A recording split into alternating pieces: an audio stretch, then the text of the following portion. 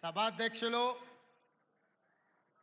స్థానిక శాసనసభ్యులు మిత్రుడు ఈర్లపల్లి శంకర్ గారు,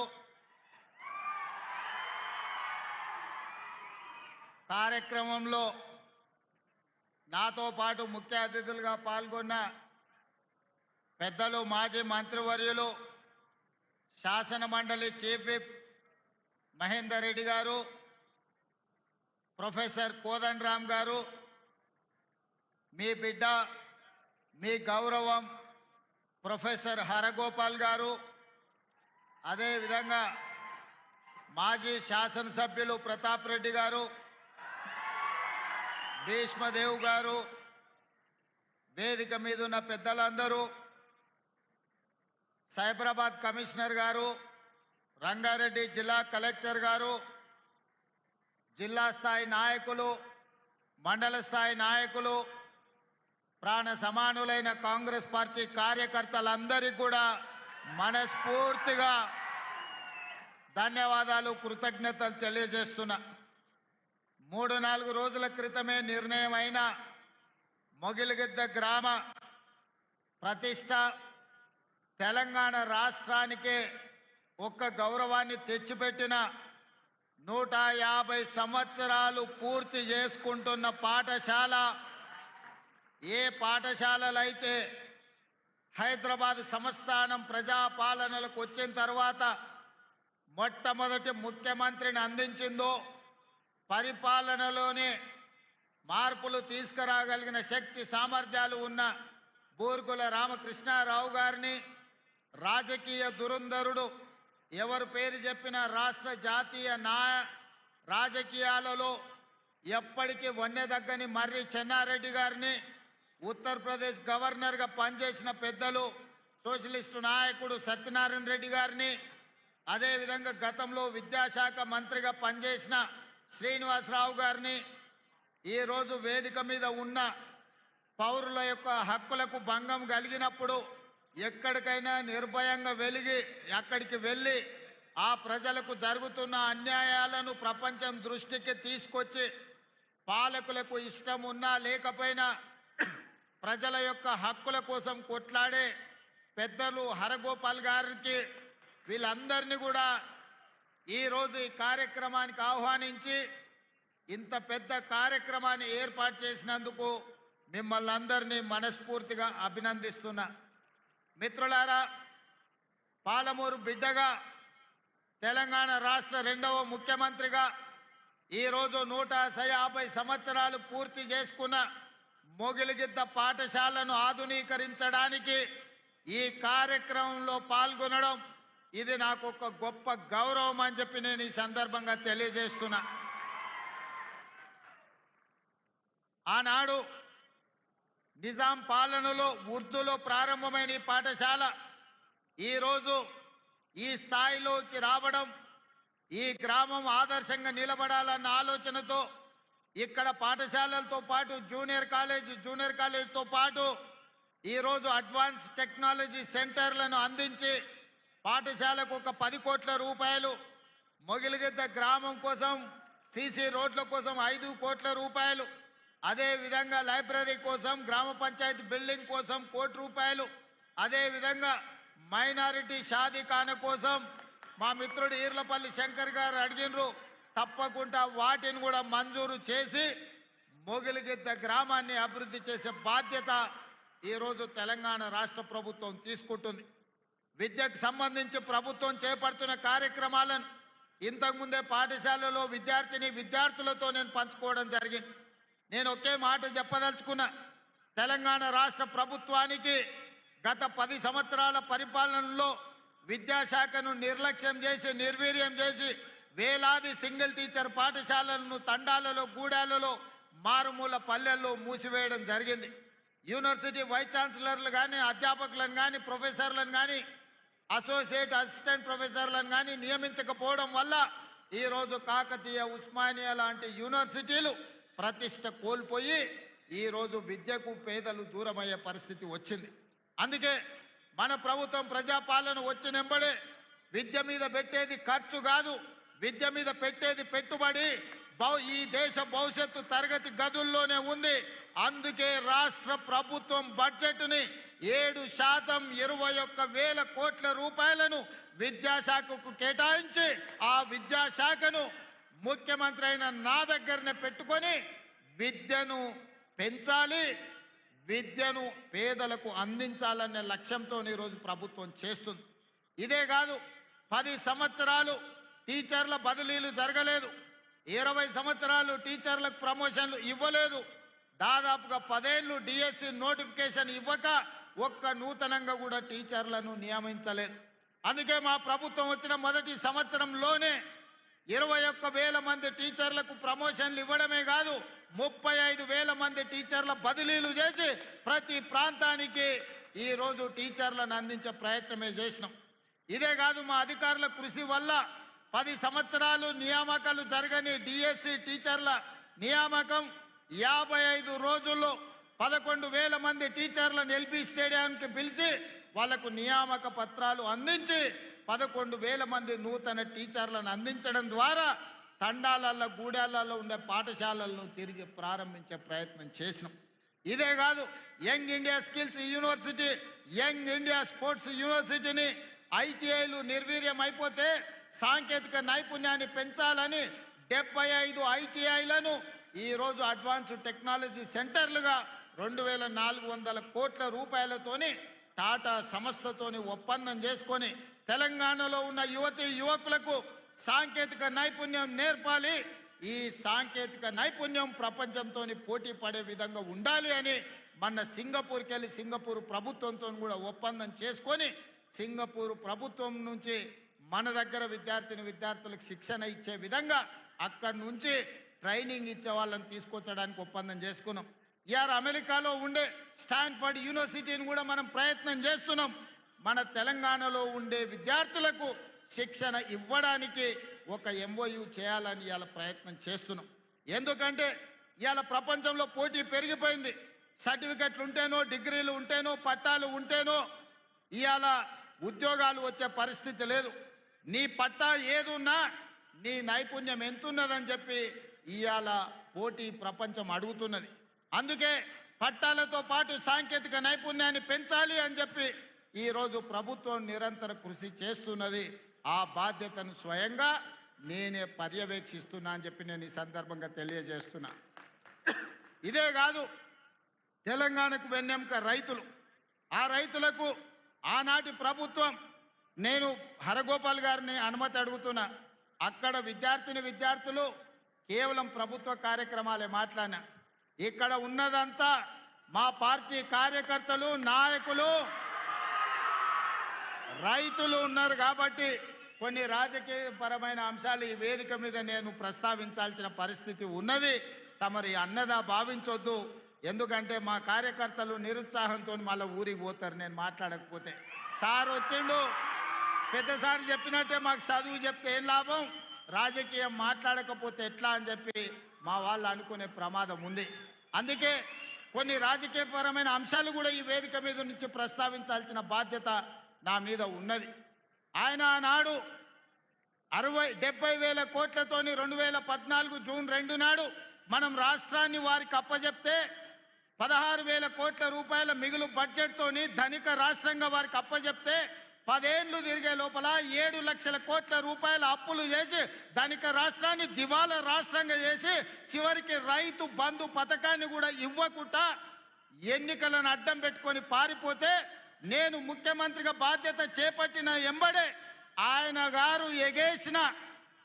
గారు ఎగ్గొట్టిన రైతు భరోసా పథకంలో 7,625 కోట్ల రూపాయలు 3 నెలల్లోనే 72 లక్షల రైతుల ఖాతాలో వేసి ఎగ్గొట్టి పారిపోయిన ఆయన కాదు, ఇప్పుడు బాధ్యత తీసుకున్న మీ సోదరుడు మీ రైతు భరోసా పథకాన్ని అమలు చేస్తా అని ముఖ్యమంత్రిగా అధికారం చేపట్టిన 3 నెలల్లోనే రైతు భరోసా పథకం రైతు ఖాతాలో వేసిన. ఇదే కాదు, ఆనాడు 2014లో 1,00,000 రూపాయల రుణమాఫీ అన్నాడు, ఆ తర్వాత 4 విత్తనాలు అన్నాడు. అసలు మిత్తి ఆయన ఆ ఖాతాలు వేసి 5 ఏళ్లకు ఆయన ఇచ్చిందంత మిత్తికే సరిపోయింది. అసలు అట్లనే రైతుల నెత్తి మీద మిగిలిపోయింది. మళ్ళీ 2018లో అదే మాట ఇచ్చిండు. అప్పుడేదో చెప్పినా సోయి లేక ఇప్పుడు మళ్ళా ₹1,00,000 హామీ ఇస్తున్నా, మళ్ళీ మీకు చేస్తాను. అధికారంలోకి వచ్చిన ఎంబడే మళ్ళా పాడిందే పాడరా పాసుపండ్ల దాసరి అన్నట్టు మళ్ళీ 4 విడతలు అన్నాడు, నట్టేట ముంచెండు. చివరికి ఆయన 2014 నుంచి 2023 డిసెంబర్ వరకు ఆయన రైతు రుణమాఫీ చేసింది 18,000 కోట్ల రూపాయలే. 2018 నుంచి 23 వరకు 11,000 కోట్ల రూపాయలు రైతుల ఖాతాలో వేస్తే అందులో 8,500 కోట్ల రూపాయలు మిత్తికే సరిపోయినాయి. ఆయన చేసిన రైతు రుణమాఫీ నికరంగా 3,000 కోట్ల రూపాయలే. కానీ మీ సోదరుడిగా, మీ బిడ్డగా, పాలమూరు బిడ్డగా, నల్లమల్ల అడవులో నుంచి వచ్చిన నేను ఒక రైతు బిడ్డగా 2 లక్షల రూపాయల రైతు రుణమాఫీ చేస్తా అని సరిగ్గా 60 రోజుల్లో 25,50,000 మంది రైతులకు 21,000 కోట్ల రూపాయలు 2 లక్షలు రుణమాఫీ చేసి ఇచ్చిన మాట నిలబెట్టుకొని మాట తప్పని మడమ తిప్పని పార్టీగా ఈరోజు 25,50,000 మంది రైతులకు 21,000 కోట్ల రూపాయల రైతు రుణమాఫీ చేసినాం. ఇవాళ రైతు రుణమాఫీ చేయలేదంటున్నాడు.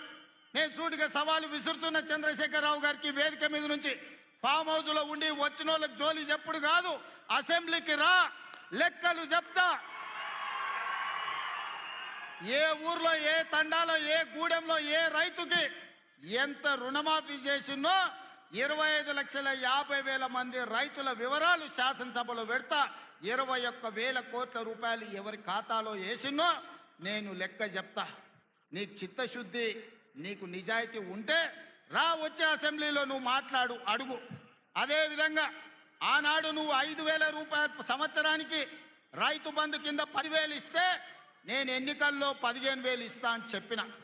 కానీ ఏ రోజు కూడా చంద్రశేఖరరావు గారు మనం అప్పుల్లో లేము, మనం ధనిక రాష్ట్రం, మన దగ్గర సంచుల కొద్దీ గుమ్మీల కొద్దీ రూపాయలు ఉన్నాయని అబద్ధాలు చెప్పిండు. వచ్చి చూస్తే గుమ్మీలు ఖాళీలు ఉన్నాయి. గుమ్మి కింద పందికొక్కులాగా కేసీఆర్ కుటుంబం మొత్తం తిని కూసున్నది. అయినా అధైర్యపడకుండా 15,000 బదులు ఆనాడు నువ్వు ఇచ్చిన 10,000 ఎగ్గొట్టిన 10,000 కాకుండా ఇవాళ 12,000 రూపాయల సంవత్సరానికి రైతులకు ఇవ్వాలని రైతు భరోసా కార్యక్రమాన్ని జనవరి 26 తారీఖు నాడు ప్రారంభించుకున్నాం. మార్చి 31 లోపల ప్రతి ఎకరాకు వ్యవసాయ యోగ్యమైన భూమికి ఎకరాకు 6,000 చొప్పున మీ ఖాతాలో వేసే పూచి నాది అని నేను ఈ వేదిక మీద నుంచి చెప్పదలుచుకున్నా. ఆయన అంటుండు ఎగ్గొడతారని. నేను నీలాక మాట చెప్పి ఎగ్గొట్టేటోని కాదు. దళితులకు 3 ఎకరాలని ఎగ్గొట్టినావు, దళిత ముఖ్యమంత్రి అని ఎగ్గొట్టినావు, డబల్ బెడ్రూమ్ ఇండ్లు అని ఎగ్గొట్టినావు. ఇట్లా చెప్పుకుంటూ వెళ్తే 100 మాటలు ఇచ్చి ఎగ్గొట్టిన చరిత్ర నీది, పంగనామాలు పెట్టిన చరిత్ర నీది. చంద్రశేఖరరావు 10 ఏళ్ళు పరిపాలన చేసి ప్రజల దగ్గరకు పోతే డిసెంబర్లో అధికారం కోల్పోయినావు, జూన్లో డిపాజిట్లు కోల్పోయినావు పార్లమెంట్లో. ఇప్పుడు మెదడు కూడా కోల్పోయినట్టే ఉన్నాడు ఆయన, పెద్ద మంచి ఫామ్ హౌస్లో పండుకొని. డిసెంబర్లో ఆయన అన్నీ చెప్పిండు. ఆయన గుడిలు దర్గాలకు దస్తీలు కప్పిండు, గుడిలకు పోయి దండాలు పెట్టిండు. పెట్టిన తెలంగాణ ప్రజలు 10 ఏళ్ళు పెట్టిన ఆయన అరగోసకు ఇవాళ ఆయన గుణపాఠం చెప్పి ప్రభుత్వాన్ని దించిండ్రు. అట్లే అబద్ధాలు చెప్తే పార్లమెంట్లో గుండు 0 ఇచ్చిండ్రు, ఆయన గాడిద గుడ్డి ఇచ్చిండ్రు. అయినా బుద్ధి మారలే. 14 నెలల నుంచి అంట ఆయన ఫామ్ హౌస్లో వండుకొని గంభీరంగా చూస్తుండంటే. ఎవరిని చూస్తున్నావా గంభీరంగా? అచ్చోసిన ఆంబోతులాక నీ కొడుకుని అల్లుని ఊరు మీద వదిలినావు. మైసమ్మ మన ఏంది జాంగిర్పీర్ల దర్గాకు వదిలిన మేకపోతులాక ఊరు మీద పడి మేస్తా ఉన్నారు నీ కొడుకు, నీ అల్లుడు. మన జాంగిర్పీర్ల దర్గా కోసుకుంటాం కదా మనం, అట్లా జాంగిర్పీర్ల దర్గాను కూడా మోసం చేసిన 100 కోట్లు ఇస్తాను మా శంకర్ చెప్తున్నాడు. ఇవాళ రాజన్న సిరిసిల్ల ఆలయానికి 100 కోట్లు ఇస్తాను, ఆ దేవుణ్ణి మోసం చేసినావు. ఈడ దర్గాను మోసం చేసినావు. పాలమూరులో ప్రాజెక్టులు కడతా అని, పాలమూరు రంగారెడ్డి ఎత్తిపోతలు పూర్తి చేస్తా అని కల్వకుర్తి, భీమా, నెట్టంపాడు, కోయిల్ సాగరు, జూరాల, ఆర్జీఎస్, తుమ్మిళ్ళ ప్రాజెక్టులను కడతా అని చెప్పి పాలమూరుకు మాట ఇచ్చి పాలమూరుని ఎండబెట్టి ఎగవేసిన దుర్మార్గుడివి నువ్వు. ఈరోజు సంవత్సరం పూర్తి కాకముందే మా మీద వడేడుస్తురట. ఆయన కోసం ఎదురు చూస్తారట. ప్రజలందరూ బాధ పడుతున్నారట.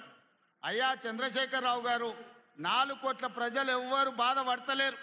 రైతులకు రైతు భరోసా వచ్చింది, రైతులకు రైతు రుణమాఫీ జరిగింది, విద్యార్థులకు ఫీజు రియంబర్స్మెంట్ ఇచ్చినాం, రాజీవ్ ఆరోగ్యశ్రీ 10 లక్షలకు పెంచినాం, పేదలకు ఇండ్లల్లా 200 యూనిట్లు ఉచిత కరెంట్ ఇచ్చినాం, ఆడబిడ్డలకు 500 రూపాయలకే సిలిండర్ ఇచ్చినాం.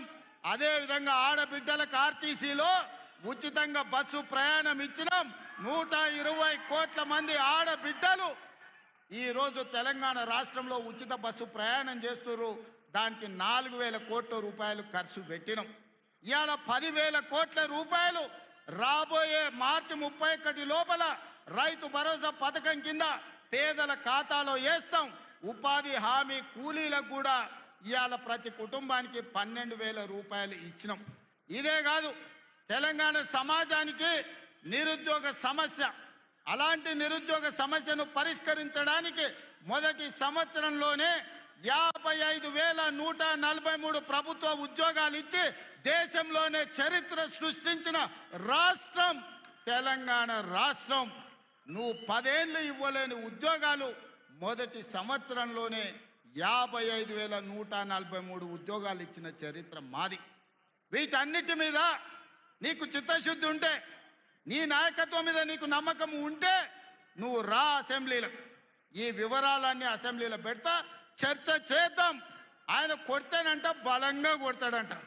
సరిగ్గా నిలబడేది నేర్చుకోని ఆయన కట్టె లేకుండా. నీ పరిస్థితి ఎట్లుందో తెలంగాణ సమాజానికి తెలియదా? నువ్వు తూగుతున్నావా, సోగుతున్నావా, నువ్వు నిలబడగలిగే పరిస్థితిలో ఉన్నవా?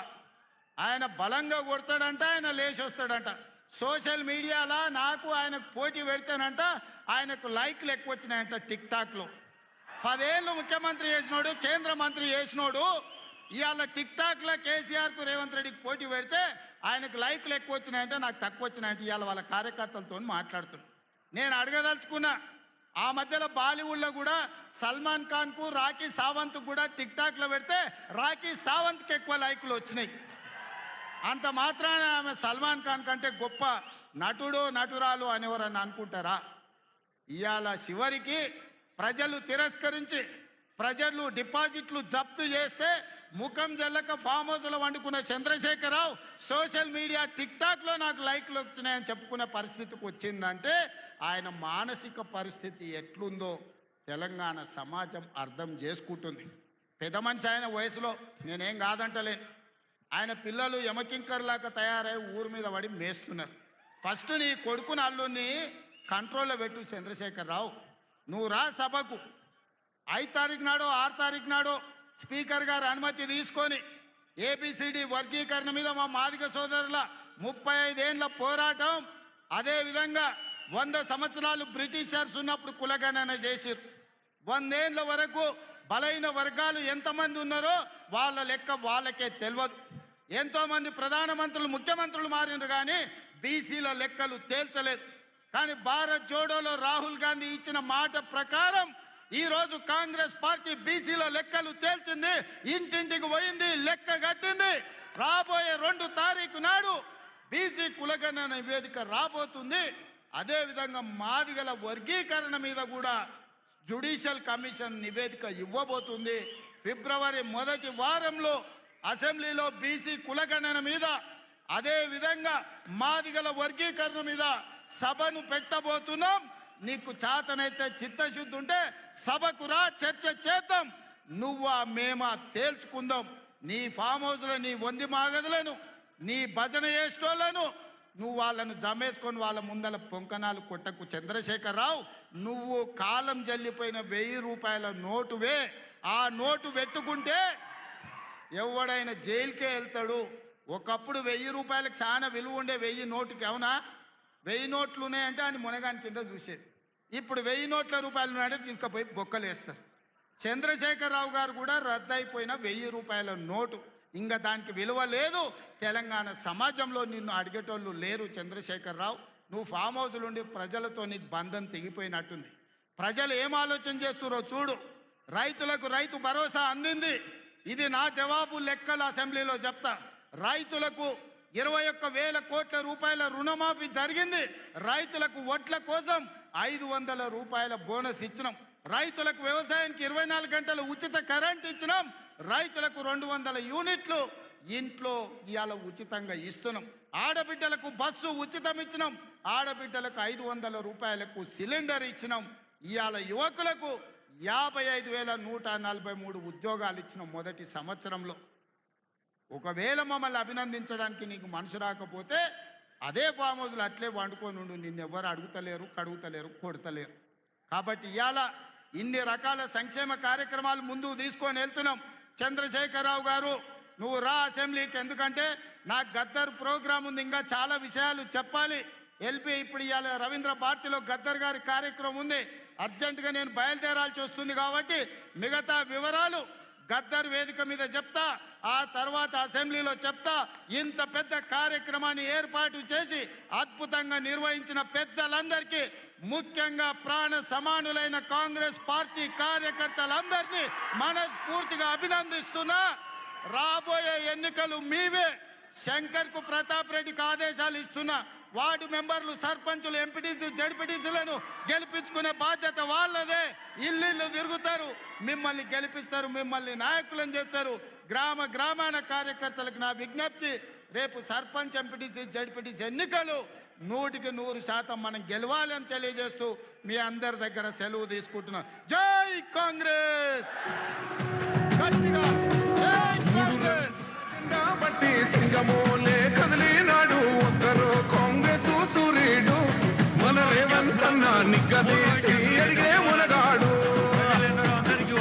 వీడు భూమిన బానైతాడు, బీద సాదల ధైర్యం వీడు, దొంగ దొరల భరతం పడతాడు. మన రేవంత్ అన్న పేద ఇంటికి పండుగ తెస్తాడు.